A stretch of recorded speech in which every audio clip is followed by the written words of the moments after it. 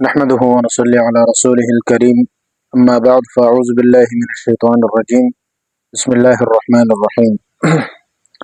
محترم سامعین، تقلید کے حوالے سے مختصر کچھ اور باتیں عرض کرنی ہیں۔ اس سے پہلے ہم نے تقلید کی حقیقت اور ضرورت وہ ایک ویڈیو میں ہم نے بیان کیا تھا، اور یہ بھی بیان کیا تھا کہ تقلید کن مسائل کے اندر ہوتی ہے۔ اس کے بعد ہم نے ایک اور ویڈیو کے اندر اس بات کی وضاحت کی تھی کہ یہ جو تقلید ہے اس کا لغوی اور اصطلاحی معنی کیا ہے، اور اس پر غیر مقلدین کی طرف سے جو اعتراضات ہوتے ہیں وہ بھی ہم نے ذکر کیے تھے، تفصیل کے ساتھ ہم نے ذکر کیے تھے۔ وہ پوری ویڈیو آپ دیکھ سکتے ہیں، ہم نے پہلے اس میں دیے ہوئے، یہاں لنک بھی آپ کو مل جائے گا۔ تو آج کے جو پچھلی ویڈیو تھی اس میں ہم نے اصطلاحی تعریفیں جو کی تھی، وہاں 3 4 تعریفیں کی تھی، تو اس میں مختلف تعریفیں ہیں، وہ آپ دیکھ لیں۔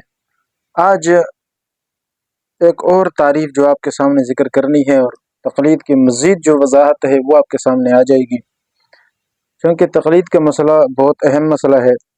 یہ جو آج ہم تعریف ذکر کرنے لگے ہیں، یہ بھی پچھلے ویڈیو میں ہم نے سرسری طور پر بالکل آخر میں ذکر کیا ہے، لیکن وہاں ہم نے کچھ خاص وضاحتیں نہیں کی، صرف تعریف کے الفاظ ذکر کیے ہیں۔ بہرحال یہ تعریف جو آج ہم ذکر کر رہے ہیں، یہ تقلید کی وہ تعریف ہے جو جامع اور مانع تعریف ہے، یعنی ایسی تعریف ہے کہ اس تعریف کو اگر آپ صحیح طریقے سے یاد کر لیں اور اس کو سمجھ جائیں اور اس کی تمام جزیات کو سمجھ جائیں، ہر چیز کو، تو انشاءاللہ اللہ کی ذات سے امید ہے کبھی بھی آپ کو تقلید کے مسئلے میں کسی الجھن کا شکار آپ نہیں ہوں گے، اور یہ مسئلہ آپ کے سامنے بالکل واضح ہو جائے گا۔ اور یہ چیزیں اگر آپ کے سامنے آئیں گی تو اگرچہ کوئی نیا سوال بھی آپ کے سامنے آ جائے تو انشاءاللہ اگر آپ کو اس تعریف پر عبور حاصل ہوا تو اس مسئلے میں آپ کو کوئی ٹینشن نہیں ہوگی۔ تو تعریف کیا ہے؟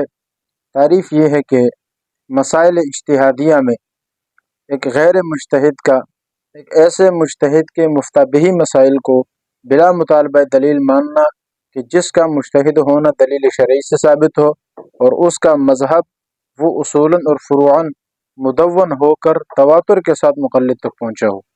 یہ تعریف اسی الفاظ میں اگر آپ یاد کریں تو انشاءاللہ فائدہ ہوگا۔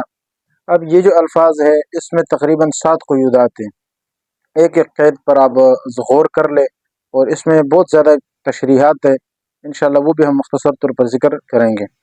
سب سے پہلا یہ ہے کہ مسائل اجتہادیہ کے اندر، ٹھیک ہے نا، مسائل اجتہادیہ میں نمبر 2 غیر مجتہد کا، صحیح ہے، یہ دوسری قید ہے، غیر مجتہد۔ پہلا کیا ہے؟ مسائل اجتہادیہ، نمبر 2 غیر مجتہد کا، ایک ایسے مجتہد کے مفتبہی مسائل کو ماننا، یہ تیسری قید ہے، ٹھیک ہے نا۔ مفتبہی مسائل کو ماننا، کون سا مجتہد کہ جس کا کیا نام ہے، مفتبہی مسائل کو بلا مطالبہ دلیل مان لینا، یہ مطلب ہے، یعنی غیر مسائل اجتہادیہ میں غیر مجتہد کا ایک ایسے مجتہد کے مفتبہی مسائل کو بلا مطالبہ دلیل ماننا کہ جس کا مجتہد ہونا دلیل شرعی سے ثابت ہو، اور اس کا مذہب اصولاً اور فروعاً مدون ہو اور تواتر کے ساتھ مقلد تک پہنچا ہو۔ یہ تقریباً 7 قیودات ہیں، یہ اس طرح سے آپ تعریف یاد کریں۔ اب اس تعریف کی ہم کچھ مزید وضاحت آپ کے سامنے ذکر کریں گے تاکہ آنے والے تمام جو اشکالات ہیں وہ آپ کے دور ہو جائیں۔ سب سے پہلی چیز کیا ہے؟ مسائل اجتہادیہ میں یہ لفظ ہم نے کیوں ذکر کیا؟ یہ لفظ اس لیے ذکر کیا ہے، تو اس سے پہلے جو ویڈیو ہم نے ذکر کی تھی اس میں ہم نے پوری چیزیں ذکر کی تھی کہ بھئی مسائل اجتہادیہ کس کو کہتے ہیں، ٹھیک ہے نا۔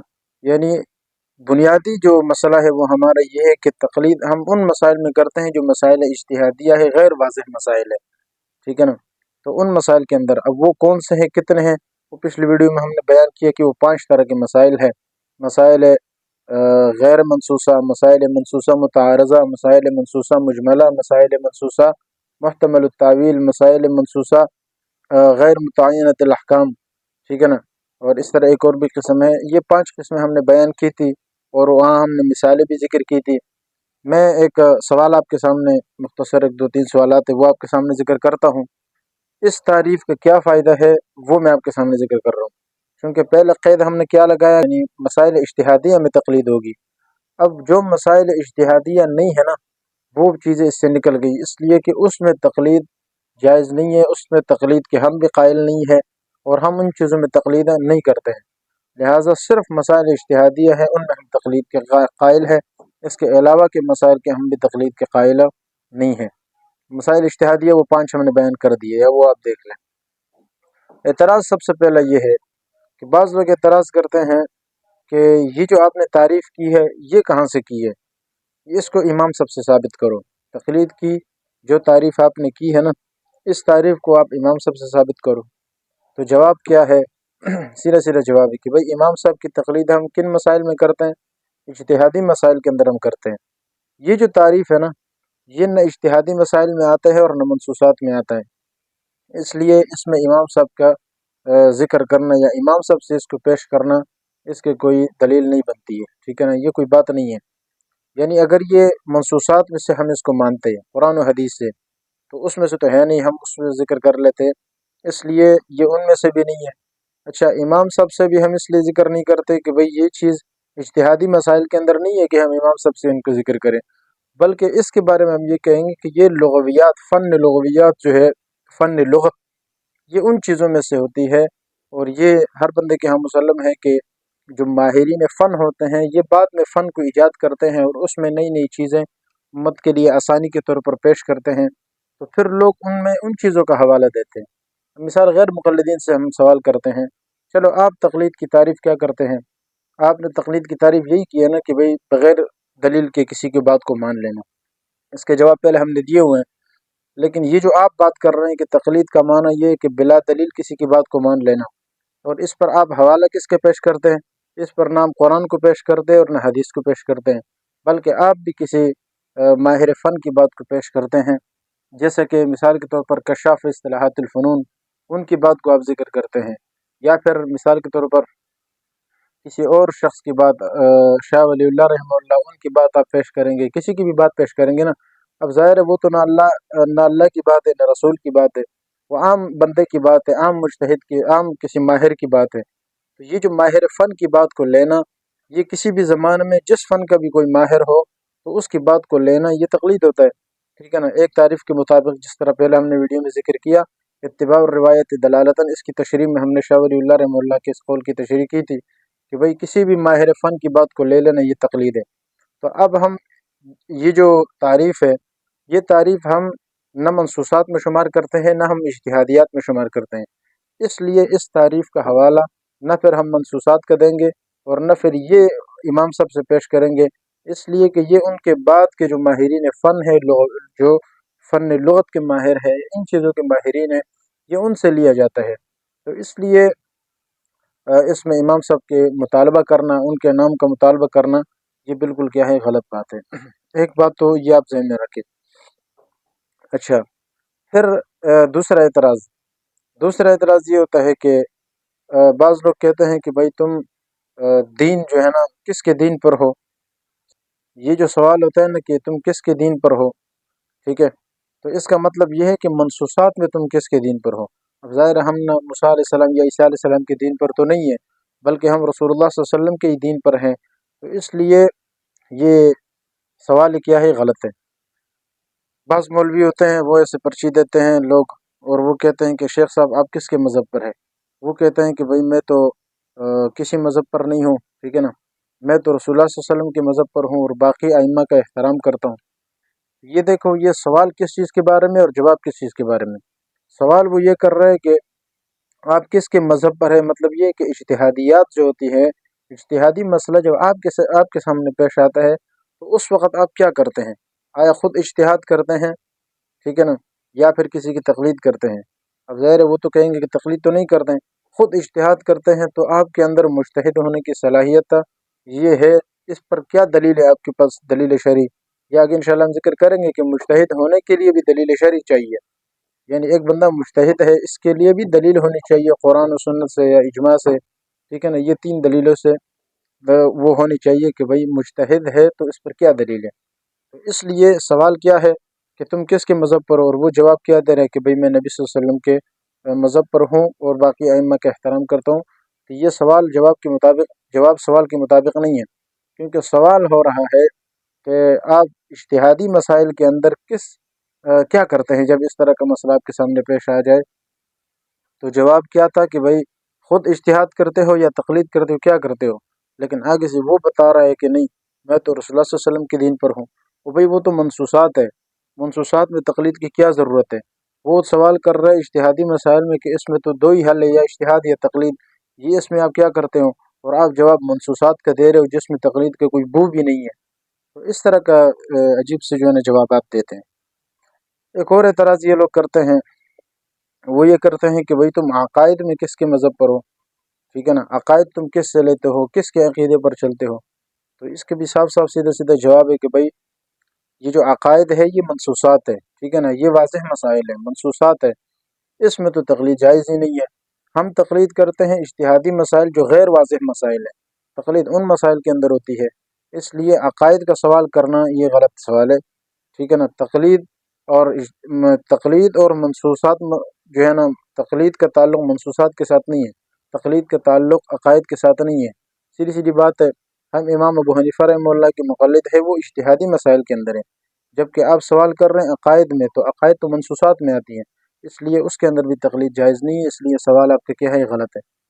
پھر اس پر لوگ اعتراض کرتے ہیں کہ اچھا اگر تم عقائد میں کسی کی اتباع نہیں کرتے ہو، تقلید نہیں کرتے ہو، تو پھر تم اپنے آپ کو اشاعرہ یا ماتریدیہ یہ کیوں کہتے ہو؟ ٹھیک ہے نا، یعنی جب عقائد کی بات آتی ہے تو آپ لوگ کہتے ہیں کہ بھئی ہم عقائد کے اندر فلاں کی بات کو لیتے ہیں. مثال ابو الحسن اشعری رحمہ اللہ یا ابو منصور ماتریدی رحمۃ اللہ علیہ، ان کی بات کو لیتے ہیں. تو اس کا مطلب تو یہی ہے نا کہ عقائد میں تم انہی کی اتباع کرتے ہو.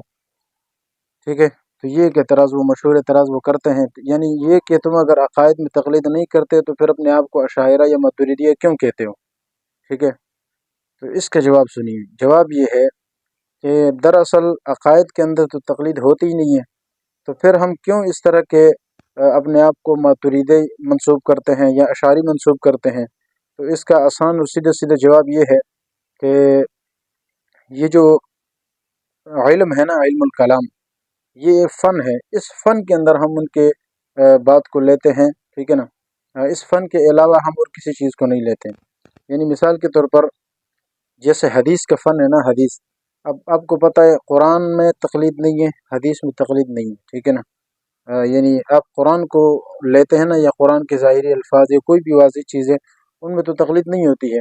اب قرآن یا حدیث کے الفاظ لینے میں کس کی تقلید؟ کسی کی تقلید نہیں. تو جب ان چیزوں میں تقلید نہیں ہے، لیکن جو ماہرین فن ہے نا، اس فن کے حدیث کے جو ماہرین ہیں، یعنی یہ جو ائمہ گزرے ہیں جنہوں نے حدیث پر یہ کام کیا ہے، فن حدیث پر، جس کو ہم کہتے ہیں یہ حدیث صحیح ہے، یہ حدیث ضعیف ہے، یا یہ حدیث کیا نام ہے، غریب ہے. ٹھیک ہے نا، خبر واحد ہے. اس طرح کے مختلف اقسام اس کے بناتے ہیں، اور مختلف جو ہے نا اس پر وہ علم الکلام، علم حدیث کی باتیں آتی ہیں. جیسے شرح نخبۃ الفکر آپ دیکھ لیں، اس میں ساری حدیث کی بیس ہے. اب یہ حدیث کی بیس یہ ہم کس سے لیں گے؟ اس میں ہم ابن حجر اسقلانی رحمہ اللہ ان کی بات کو لیں گے، علامہ ذہبی رحمہ اللہ ان کی بات کو لے لیں گے. مسئلہ یہ ہے کہ ہم ان کی بات کو لیتے ہیں تو کیا یہ حدیث میں ہم تقلید کر رہے ہیں ان کی؟ نہیں، حدیث میں تقلید نہیں کر رہے ہیں، بلکہ فن حدیث کے اندر ہم ان کی تقلید کر رہے ہیں. ٹھیک ہے نا، ماہرین فن کی بات کو لے رہے ہیں. جیسے کسی بھی حدیث کے صحیح یا ضعیف ہونے میں ہم امام صاحب کا حوالہ نہیں دیتے ہیں. ٹھیک ہے نا، کہ بھئی یہ بات امام صاحب سے ثابت ہے یا نہیں ہے، نہیں، بلکہ ہم اس فن میں اس کے جو ماہرین ہیں ان کو دیکھتے ہیں، اور وہ علامہ ابن حجر اسقلانی رحمہ اللہ، علامہ شمس الدین ذہبی رحمہ اللہ، تو ان کی بات کو لیتے ہیں. لہٰذا یہ ان کی تقلید ہے. ٹھیک ہے نا، اجتہادی مسائل جو ہے ان میں ہم امام ابو حنیفہ رحمہ اللہ کی مثال کے طور پر تقلید کرتے ہیں. تو جو فن حدیث ہے اس میں ہم اس فن کے ماہرین کی بات کو لیتے ہیں، اور وہ ابن حجر اسقلانی رحمہ اللہ یہ لوگ ہیں. حدیث میں تقلید نہیں ہے لیکن فن حدیث میں تقلید ہے. اسی طرح قرآن میں تقلید نہیں ہے، لیکن قرآن کو سمجھنے کے لیے جو اعراب لگائے گئے ہیں اس کو سیکھنے کے لیے ہم صرف و نحو کا سہارا لیتے ہیں. تو ہم اس میں اس فن کے ماہرین کو دیکھتے ہیں، علامہ سیبویہ اور خلیل بن احمد رحمہ اللہ، امام فرا رحمہ اللہ، ان کی بات کو لیتے ہیں. یہ ان کی بات کی تقلید ہے لیکن فن کے اندر. تو اسی طریقے سے عقائد کے اندر تقلید نہیں ہے، بلکہ فن عقائد جو ہے، علم الکلام کا جو فن ہے، یہ کہو کہ عقائد کے اندر عقائد کو سمجھانے کے لیے جو تعبیرات پیش کی گئی ہیں، ان تعبیرات کو سمجھنے کے لیے پھر ہم کبھی ابو الحسن اشعری رحمہ اللہ یا پھر ابو منصور ماتوریدی رحمہ اللہ ان کی بات کو لیتے ہیں، ٹھیک ہے نا، اور وہ پھر معتزلہ کے مقابلے میں ہے۔ یعنی جب بات آتی ہے اہل سنت میں معتزلہ کی تو ہم معتزلی ہیں یا اہل سنت ہیں، تو ہم کہتے نہیں، ہم معتزلی نہیں ہیں بلکہ ہم اہل سنت والجماعت ہیں، اور اس عقائد کے فن میں جو ماہرین ہیں ابو الحسن اشعری رحمہ اللہ اور ابو منصور ماتوریدی رحمہ اللہ، ہم ان کی بات کو اس میں لے لیتے ہیں۔ تو یہ چیز ہوتی ہے کہ عقائد کے اندر تقلید نہیں ہے، لیکن فن عقائد جو ہے یہ الگ چیز ہے، اس کے اندر تقلید ہوتی ہے، ٹھیک ہے نا، ماہرین فن کی بات کو لیا جاتا ہے جیسے کہ حدیث ہے۔ میرے خیال سے بات انشاءاللہ سمجھ میں آ گئی ہوگی۔ تو یہ ایک سوال بھی آپ کا، اس سوال کے جواب بھی آ گیا کہ بھئی عقائد میں تم تقلید کرتے ہو یا نہیں کرتے۔ ایک اور سوال بھی آپ کے سامنے ذکر کرتے ہیں۔ بعض غیر مقلدین اعتراض کرتے ہیں کہ جب قرآن و حدیث موجود ہے تو فقہ کی کیا ضرورت ہے؟ صرف ہمیں فقہ کی کیا ضرورت ہے جب قرآن و حدیث موجود ہے اور یہ واضح ہے؟ تو اس کا جواب بھی صاف صاف یہی ہے کہ بھئی قرآن و حدیث تو کیا ہے، منصوصات ہیں، اور جو منصوصات ہوتی ہے ان کے اندر تقلید نہیں ہے۔ ہمیں جو فقہ کی ضرورت ہے یہ اجتہادی مسائل کے اندر ہے، یہ سارے اجتہادیات ہیں، تو اجتہادیات کے اندر ہمیں فقہ کی ضرورت پڑتی ہے، اور قرآن و حدیث ہمیں الگ سے وہ منصوصات ہے، تو وہ اس لیے الگ ہے، اور یہ کیا ہے، الگ ہے۔ یعنی یہ کوئی الگ چیز نہیں ہے، دین دو ہی چیزوں کا نام ہے، یا منصوصات ہے یا اجتہادیات ہیں۔ تو قرآن و حدیث میں صاف صاف منصوصات ذکر ہے، تو جو اجتہادیات اسی قرآن و حدیث کے اندر ذکر ہے وہ ہمیں واضح طور پر پھر فقہی مسائل کے اندر مل جاتے ہیں۔ ایک اور اعتراض بھی اس طرح سے کیا جاتا ہے کہ جب قرآن و حدیث میں موجود ہے تو پھر امام صاحب کی کیا ضرورت ہے؟ ٹھیک ہے، امام صاحب کی ضرورت ہی نہیں ہے۔ تو جواب یہ ہے کہ بھئی قرآن و حدیث منصوصات ہے، اور امام صاحب رحمہ اللہ کی ضرورت ہمیں اجتہادیات کے اندر پڑتی ہے۔ اجتہادی مسئلہ آ جائے تو اس وقت تم کیا کرتے ہو؟ خود کسی کی تقلید کرتے ہو، اپنے مولوی کی بات کو مانتے ہو، یا کیا کرتے ہو؟ یا پھر خود تمہارے اندر اجتہاد کی صلاحیت ہے، اجتہاد کرتے ہو، تو پھر اپنے مجتہد ہونے پر دلیل پیش کرو۔ کیونکہ اکثر ایسا ہوتا ہے نا کہ ہر بندہ کہہ دیتا ہے میں بھی کیا ہوں، یعنی مجتہد ہوں، فلاں بھی مجتہد ہے، فلاں بھی مجتہد، نہیں، دلیل شرعی ہونی چاہیے۔ اس پر انشاءاللہ آگے ہم دلائل پیش کریں گے کہ کس طرح مجتہد کے لیے دلیل شرعی کا ہونا کیا ضروری ہے۔ تو ایک یہ اعتراض، اس کے علاوہ ایک اعتراض یہ بھی کیا جاتا ہے کہ اچھا، کیا قبر میں امام صاحب کا جو ہے نا سوال ہوگا؟ کیا سوال ہوتا ہے کہ بھئی تقلید کا سوال وہ قبر میں ہوگا، یا امام صاحب کے بارے میں ہمیں قبر میں پوچھا جائے گا یا نہیں پوچھا جائے گا؟ تو یہ بات ہے۔ تو جواب یہ ہے کہ بھئی قبر میں جن چیزوں کا سوال کیا جاتا ہے ان کا تعلق بھی کس سے؟ منصوصات کے ساتھ ہے۔ یہ مثال کے طور پر وہاں تین ہی سوال ہوں گے نا۔ ایک سوال یہ ہوگا کہ مر رب کا، رب آپ کا کون ہے، صحیح ہے۔ اب رب کے بارے میں سوال کرنا یہ تو کیا ہے، یہ تو منصوصات میں سے ہیں، ظاہر قرآن سے اس کا تعلق ہے، اور حدیث سے اس کا تعلق ہے، ٹھیک ہے۔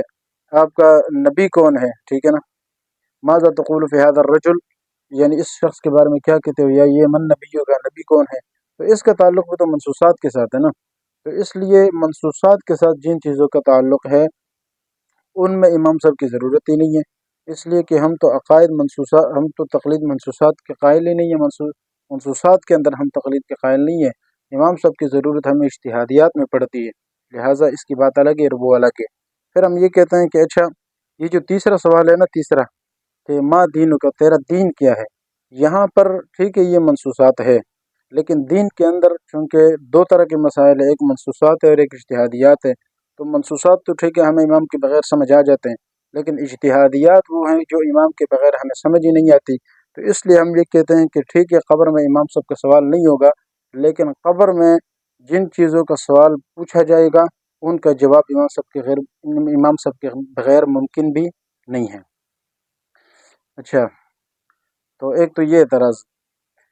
اس کے علاوہ ایک اور مشہور اعتراض یہ بھی کیا جاتا ہے کہ جیسے یہ پشاور کا غیر مقلد امین اللہ، وہ کہتا ہے کہ بھئی اگر تقلید اتنا ضروری ہے تو لا الہ الا اللہ، اس میں تقلید کہاں سے آیا؟ یعنی انسان مسلمان ہوتا ہے نا تو بنیادی طور پر کلمہ پڑھتا ہے، لا الہ الا اللہ محمد رسول اللہ، یہ کلمہ پڑھتا ہے، تو کیا اس میں ہم نے امام صاحب کا بھی نام لیا ہے، یا ہم امام صاحب کی بھی بات کرتے ہیں، ذکر کرتے ہیں، یا اس میں کوئی بات ہوتی ہے؟ تو دیکھو یہ بیوقوفی والی بات ہے۔ اس کا الزامی جواب تو یہ ہے، تو کیا اس کلمے میں پھر ہم نے ابوبکر صدیق رضی اللہ تعالیٰ عنہ کو، ان کا بھی ذکر نہیں ہے، تو کیا اس کا بھی انکار کرو گے؟ اس میں تو نماز کا بھی ذکر نہیں ہے، اس کا بھی انکار کرو گے؟ ٹھیک ہے نا، زکوٰۃ کا ذکر نہیں ہے، روزے کا ذکر نہیں ہے، حج کا ذکر نہیں ہے، تو اس کا مطلب یہ ہے کہ پھر کسی بھی چیز کو نہیں مانو گے۔ ختم نبوت اس میں نہیں ہے تو ختم نبوت کو بھی نہیں مانو گے، ٹھیک ہے نا۔ تو یہ مطلب نہیں ہے، بلکہ یہ مطلب ہے کہ بھئی کلمے کے اندر دو چیزیں ہیں۔ نمبر ایک لا الہ الا اللہ، اللہ تعالیٰ کی ذات کے بارے میں کہ توحید ہے، اور توحید تو ظاہر عقائد میں ہے، اور عقائد کا تعلق تو منصوصات کے ساتھ ہے، تو اس کا تعلق امام صاحب سے کدھر آیا؟ ٹھیک ہے نا، ایک بات۔ دوسری بات یہ کہ محمد رسول اللہ، یہ جو محمد رسول اللہ ہے، اس میں بھی جہاں رسالت کا ذکر ہے، یہ بھی عقائد منصوصات ہے، اس میں بھی امام صاحب کی ضرورت نہیں ہے۔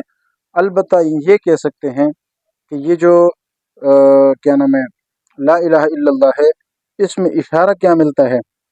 اس میں ایمانیات اور عقائد کا اشارہ ہے، ٹھیک ہے۔ اور محمد رسول اللہ یہ جو جملہ ہے، اس میں عبادات کا ذکر ہے، ٹھیک ہے نا، عبادات کی طرف اشارہ ہے۔ تو جہاں عبادات کا اشارہ ہو تو عبادات تو ظاہر ہے پھر دو طرح کے ہیں، بعض وہ عبادات ہیں، بعض وہ چیزیں ہیں جو منصوصات ہیں، اور بعض وہ جو اجتہادیات ہیں۔ اس لیے منصوصات یہ اور چیزیں اور اجتہادیات یہ الگ چیزیں، اور اس میں بھی ہمیں امام صاحب کی ضرورت پڑتی ہے، ٹھیک ہے نا۔ اگر آپ کہتے ہیں نہیں پڑھتے تو چلو بتائیں آپ اس میں کیا کرتے ہیں؟ تقلید کرتے ہیں تو بات وہی ہے، اور اگر آپ کہتے ہیں نہیں ہم خود اجتہاد کرتے ہیں تو اس کے لیے بھی تو کوئی دلیل چاہیے۔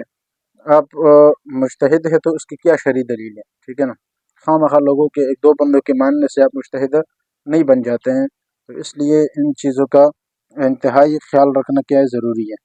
ایک اور سوال بھی اس کے اندر ذکر کرتے ہیں، مشہور سوال ہے، وہ سوال یہ ہے کہ بعض لوگ مثال کے طور پر احناف پر یہ اعتراض کرتے ہیں کہ بھئی دین کامل ہے یا ناقص ہے؟ اب ظاہر ہر انسان نے تو یہی کہنا ہے کہ دین کامل ہے، اگر کوئی ناقص کہے گا تو اس کا ایمان نہیں ہے۔ اس کا مطلب یہ ہے کہ جب ہم یہ کہتے ہیں کہ دین کامل ہے تو کہتے ہیں کہ جب دین کامل ہے تو پھر تم نے امام صاحب کو کدھر بیچ میں لے آئے؟ ٹھیک ہے، تو بھائی اس کا بھی سیدھے سیدھے جواب یہ ہے کہ امام صاحب کی ضرورت ہمیں پڑتی ہے اجتہادیات میں، اور دین دو ہی چیزوں کا نام ہے، یا منصوصات یا اجتہادیات۔ منصوصات میں تو چلو اس کی ضرورت نہیں ہے، لیکن اجتہادیات میں ہم امام صاحب کے بات کو لیتے ہیں، تم کس کی بات کو لیتے ہو؟ ٹھیک ہے، بات صاف صاف ہے۔ اگر کوئی کہتا ہے کہ میں اجتہادیات کو بھی مانتا ہوں لیکن امام کے بغیر مانتا ہوں، ٹھیک ہے نا، تو بات یہ ہے کہ امام کے بغیر اجتہادیات میں تو مجتہد کی ضرورت ہی ہوتی ہے، ٹھیک ہے نا۔ تو پھر آپ اگر امام کے بغیر اس کو مانتے ہیں تو اس کا مطلب یہ ہے کہ پھر آپ مجتہد ہیں، اور آپ اپنے مجتہد ہونے پر شرعی دلیل پیش کریں، ٹھیک ہے نا۔ اس لیے ہم کہتے ہیں کہ اجتہادیات کے اندر کسی مجتہد کی بات کو مان لینا اور پھر اجتہادیات پر عمل کر کے، اس طرح سے اگر آپ عمل کرو گے تو آپ پورے دین پر عمل کرو گے۔ لیکن یا تو یہ کہ آپ امام صاحب کو نہیں مانتے تو پھر اجتہادیات کو بھی نہیں مانتے، اور اگر امام صاحب کو مانتے ہیں تو پھر اجتہادیات میں آپ کیا کرتے ہیں؟ اگر بغیر مجتہد کے آپ خود اپنے اوپر اپنے سے عمل کر رہے ہیں تو آدھے دین پر آپ عمل کر رہے ہیں، ہم پورے دین پر عمل کر رہے ہیں الحمدللہ۔ يرفع الله الذين آمنوا منكم والذين أوتوا العلم درجات والله بما تعملون خبير